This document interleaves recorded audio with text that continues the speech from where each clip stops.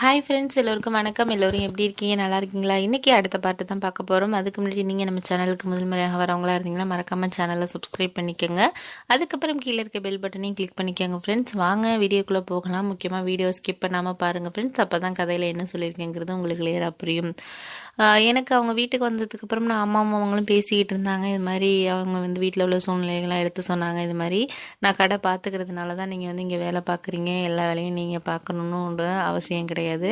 நானும் கொஞ்சமே உங்களுக்கு காலையில் ஹெல்ப் பண்ணி வச்சுட்டு தான் போவேன். மத்தியானத்துக்கு மட்டும் சமைக்கிறது, அப்புறம் வீட்டை பார்த்துக்கிறது, அவருக்கு டேப்லெட்லாம் எடுத்து கொடுக்குறது மட்டும் நீங்கள் பண்ணுங்கள் அப்படிங்கிற மாதிரி சொன்னாங்க.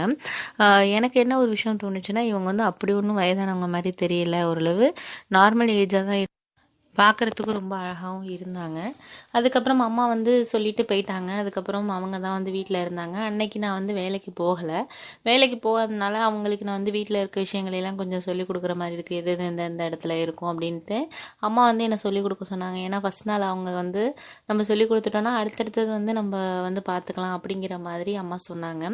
சரின்னு சொல்லிட்டு அப்புறம் அவங்கள அழைச்சிட்டு போய் அப்பா ரூமு, அவங்களுக்கு கொடுக்க வேண்டிய டேப்லெட், அப்புறம் என்னோடய ரூமு, அப்புறம் பின்னாடி எல்லாரையும் அழைச்சிட்டு போய் காமிச்சேன்.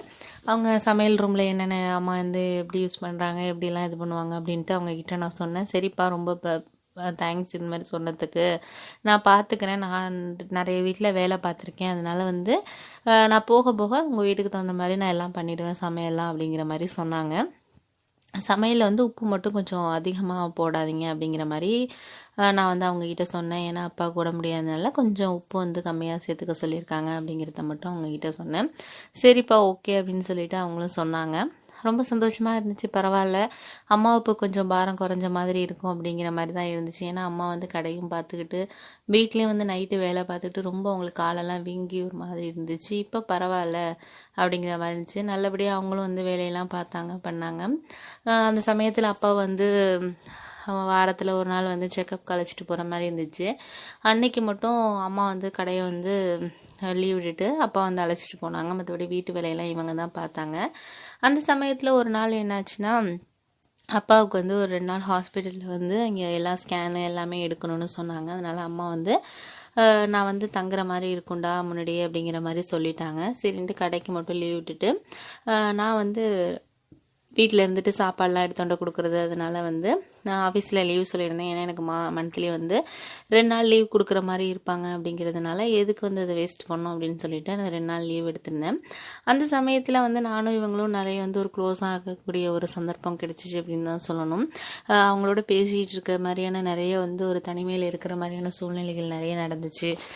அவங்களும் நானும் வந்து ஓரளவு எப்படி சொல்கிறது, ரொம்ப ஒரு இறுக்கமான வந்து ஒரு மனநிலை இருந்த மாதிரி இருந்தேன் எனக்கு. அவங்கக்கிட்ட பேசுகிறப்போ நான் வந்து அவங்கக்கிட்ட என்ன இப்படிலாம் பேசிகிட்டு இருந்தேன். அவங்க பேசுகிற ஒரு காமெடியாக பேசுகிறது அது மாதிரி எனக்கு ரொம்ப பிடிச்சிருந்துச்சு அவங்க பேசின விதம். அந்த சமயத்தில் ஒரு நாள் வந்து எனக்கு வந்து லைட்டாக வந்து மாதிரி தலை வலிக்கிற மாதிரி இருந்துச்சு. சரி, ஓகே அப்படின்னு சொல்லிட்டு அவங்க சொன்னாங்க, நீ ரூமில் போய் பாடு, நான் வந்து உனக்கு டீ எடுத்துகிட்டு வரேன் அப்படின்னு சொன்னாங்க. சரின்ட்டு நானும் போய் படுத்திருந்தேன். அவங்களும் டீ எடுத்துகிட்டு வந்தாங்க. டீ எடுத்துகிட்டு வந்ததுக்கப்புறம் டீ குடிச்சிட்டு அப்படியே பேசிக்கிட்டு இருந்தோம். அந்த நேரத்தில் வந்து என்னையும் அறியாமல் அவங்களையும் அறியாமல் 2 பேரும் ஒன்றா சேர்கிற மாதிரி ஆயிடுச்சு. எனக்கு வந்து அந்த மாதிரி ஒரு நடக்கும்னு எனக்கு தெரியல. நான் அந்த விஷயத்தை எதிர்பார்க்கவும் இல்லை. நான் வந்து யதார்த்தமாக தான் நடந்துச்சு அந்த விஷயம். இருந்தாலும் வந்து அது நடந்துருச்சுன்னு தான் சொல்லணும். 2 பேருக்கும் வந்து ஒரு சுகமான அனுபவமாக தான் அது இருந்துச்சு. ஒரு நல்ல அனுபவத்தை கொடுத்துச்சு. 2 பேரும் ரொம்ப சந்தோஷமாக இருந்தோம். அந்த நாள் வந்து என் வாழ்க்கையில் மறக்க முடியாத நாட்களில் அதுவும் ஒரு நாள் அப்படின்னு சொல்லணும். அதுக்கப்புறம் வந்து அவங்களோட அந்த மாதிரி இருக்கிறது எனக்கு ரொம்ப பிடிச்சிருந்துச்சு. அந்த உறவு வந்து தொடரணும் அப்படிங்கிற மாதிரியெல்லாம் எனக்கு தோணுச்சு. நாங்கள் அது மாதிரியே வந்து அடிக்கடி வந்து அம்மா அப்பா வீட்டில் இல்லாதப்போ வந்து நானும் அவங்களும் ரொம்ப சந்தோஷமாக இருந்தோம், ரொம்ப ஹாப்பியாக இருந்தோம். அந்த சமயத்தில் வந்து அப்பா வந்து இறந்துட்டார். முடியாமல் இருந்ததுனால அவர் வந்து கொஞ்ச நாள் இருக்க மாட்டார் அப்படிங்கிற மாதிரி சொல்லிட்டாங்க. அதனால் வந்து அவர் இறந்துட்டார். இறந்ததுக்கு அப்புறம் வந்து அம்மா வந்து என்ன ஒரு முடிவு எடுத்தாங்கன்னா, கடையை வந்து விற்றுடலாம் அப்படிங்கிற மாதிரி முடிவுக்கு வந்துட்டாங்க. ஏன்னா இதுக்கு மேலே அப்பாவே போயிட்டாரு அப்படிங்கிற மாதிரி இருக்கிறதுனால கடையை விற்றுடலான்னு முடிவுக்கு எடுத்தாங்க. அப்பாவோட ஃப்ரெண்டு ஒருத்தவங்க கிட்ட வந்து நல்ல விலைக்கு வந்து விற்றுட்டாங்க. அதை விற்றுட்டு வந்து எங்கள் அக்காவை மேரேஜ் பண்ணி கொடுத்த ஊர்லேயே வந்து அக்கா வந்து நல்ல வீடு இருக்குது, வாங்கிடலாமா, நீ என் பக்கத்துலேயே வந்துடு, நம்ம இங்கே பார்த்துக்கலாம், தம்பிக்கும் ஏதாச்சும் வேலை அரேஞ்ச் பண்ணி என்னோடய ஹஸ்பண்ட் தருவார் அப்படிங்கிற மாதிரி சொல்லிட்டாங்க. அதனால அம்மா வந்து இதெல்லாம் வந்து ஒரு மாதத்துக்குள்ளே எல்லாமே வந்து அம்மா வந்து இது ஏற்பாடு பண்ணிட்டாங்க. ஏற்பாடு பண்ணதுக்கப்புறம் என்னால் ஒன்றும் சொல்லவும் முடியல. எனக்கு வந்து என்ன தோணுச்சுன்னா, இவங்களோட நம்ம இந்த உறவில் இருக்கிறது வந்து அம்மாவுக்கு ஒரு வேளை தெரிஞ்சிருக்குமோ, அதனால தான் இந்த மாதிரிலாம் எடுக்கிறாங்களோ முடிவு அப்படிங்கிற மாதிரிலாம் எனக்கு தோணுச்சு. ஆனால் அம்மா ஒரு விஷயத்த சொன்னாங்க, அப்பா இறந்ததுனால என்னால் இங்கே இருக்கிறது ரொம்ப கஷ்டமாக இருக்குடா, அதனால் அங்கே போனானாச்சும் அக்கா வீட்டுக்கு போவேன். அப்புறம் வந்து அங்கே போனால் பசங்க அப்புறம் வந்து ரொம்ப ஒரு மாதிரி இறுக்கமாக இருக்குது, மனசு இருக்க மாதிரி இருக்குது, இங்கே என்னமோ தனிமையாக இருக்கிற மாதிரி இருக்குது அப்படிங்கிற மாதிரி சொன்னாங்க.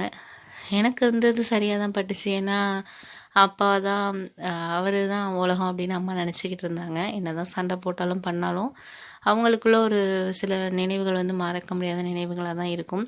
ஒரு 2 வருஷம் பழகினவங்களையும் நம்மளால் வந்து டக்குன்னு மறக்க முடியாது. வாழ்க்கையில் ஏதோ ஒரு நேரத்தில் அவங்கள நினைப்பு வந்துக்கிட்டு தான் இருக்கும். அது மாதிரி தான் அப்படி இருக்கிறப்போ இத்தனை வருஷம் வந்து ஒன்றா எப்படி சொல்கிறது வாழ்ந்தவங்க, அவங்களுக்குள்ளே ஒரு இணக்கமான ஒரு பாசமான ஒரு உறவு இருக்குங்கிறது உண்மையான விஷயந்தான்.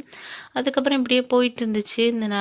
அதுக்கப்புறம் அம்மாவும் சொன்னாங்க, வா நம்ம போயிடலாம் அப்படிங்கிற மாதிரி சொன்னாங்க. சரி ஓகே, இதுதான் கரெக்டு அப்படிங்கிற மாதிரி நாங்களும் அந்த முடிவுக்கு எடுத்தோம்.